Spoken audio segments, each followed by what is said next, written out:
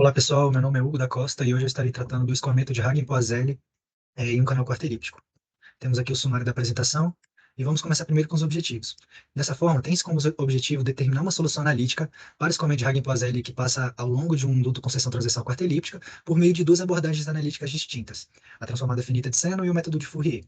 Com isso, a gente vai provar a equivalência entre os dois métodos e vai validar com esses resultados com os dados disponíveis na literatura para o caso assintótico. Formulação do problema. Tens como problema um duto com seção transversal quarta-elíptica, em que em seu interior figura o escoamento induzido por um gradiente de pressão. Temos aqui à esquerda as hipóteses simplificadoras e à direita a representação do duto trabalhado. A equação governante é a equação de Poisson, dada por 1 e 2, e as condições de contorno estão no sistema 3. Solução analítica. Procedendo primeiro com a solução via método de Fourier, tens como equação governante a equação de Poisson dada por 4 e a condição de contorno no sistema 5. Propondo a mudança de variáveis na equação 6, pode-se obter uma equação de Laplace, né, dada por 7, só que como consequência dessa mudança de variáveis, as condições de contorno também mudam, e estão no sistema 8. Como o problema da equação de Laplace é linear, a gente pode fragmentá-lo em subproblemas e fazer com que a solução seja o somatório de cada contribuição. Como A e C não estão contribuindo, a solução vai ficar entre B e D.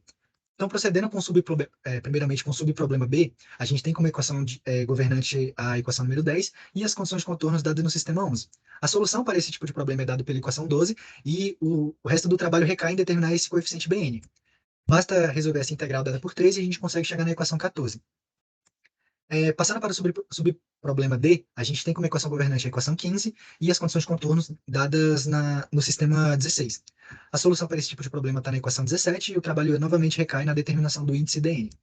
Basta resolver a integral dada por 18 e a gente consegue chegar na equação 19. Percebendo a singularidade no denominador, a gente faz o limite de dn tendendo a 1 e consegue chegar na conclusão dada na equação 20. Resolvido o problema de W, a gente consegue fazer o somatório dessa solução. E se a gente voltar para a mudança de variáveis propostas, a gente consegue determinar o campo de velocidades adimensional no sistema de coordenadas natural para essa seção quarta-elíptica, que é dada por essa equação 22. Para determinar a vazão é simples, basta integrar no domínio da elipse, e se a gente fizer isso, a gente consegue chegar na equação 24, em que os coeficientes Gn e Hn são dados pelas seguintes equações. Em posse da vazão, a gente pode calcular a velocidade média, bastando dividir pela área da seção, né? Então a gente chega na equação 27.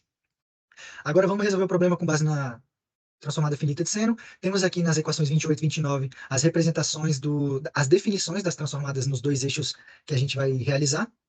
Temos aqui em 30 e 31 as transformadas inversas, e a transformada finita de seno vai permitir com que a gente saia de uma equação de Poisson, que é uma EDP, em termos de xi e θ, e chegue numa expressão simplesmente algébrica também em termos de xi e θ, o que facilita do ponto de vista matemático.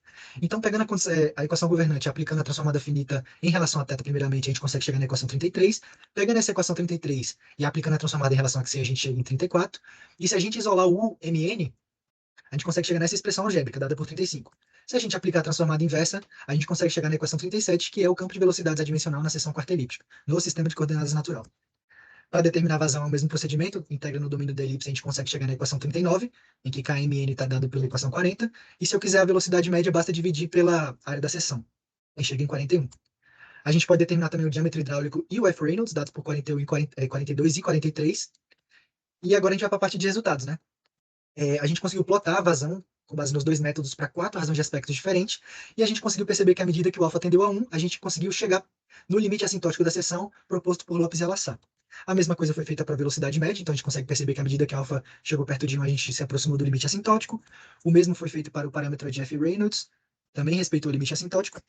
Aqui temos as curvas, né, de vazão versus a razão de aspecto, a curva de velocidade média versus a razão de aspecto, diâmetro hidráulico versus a razão de aspecto, e do F Reynolds dividido pela razão de aspecto. Conseguimos também plotar os mapas de cores, né, que representam o campo de velocidades na seção quarta-elíptica. Então a gente aplicou para uma razão de aspecto de 0,25, alfa igual a 0,5, alfa igual a 0,75 e alfa igual a 0,99. E o que a gente consegue concluir? A gente percebe que a gente conseguiu realmente resgatar o escoamento de Hagen-Poiseuille no duto, uma vez que no bordo do domínio a gente consegue perceber a condição de não escorregamento, por estar zero nessa interface, e a região de velocidade máxima no interior da seção. Bom, concluindo, pode-se dizer que observou-se equivalência entre as duas abordagens analíticas, que, além de retornarem resultados suficientemente próximos, podem ser exatamente iguais se aumentado o número de termos em cada um dos somatórios. Ademais, mostrou-se que os resultados convergiram para o limite assintótico da seção, o que validou a nossa solução, e cumpre destacar mais ainda que essa solução é uma novidade na literatura, visto que não se encontram estudos anteriores envolvendo o escoamento de Hagen-Poiseuille no duto quarta-elíptico. Muito obrigado pela atenção.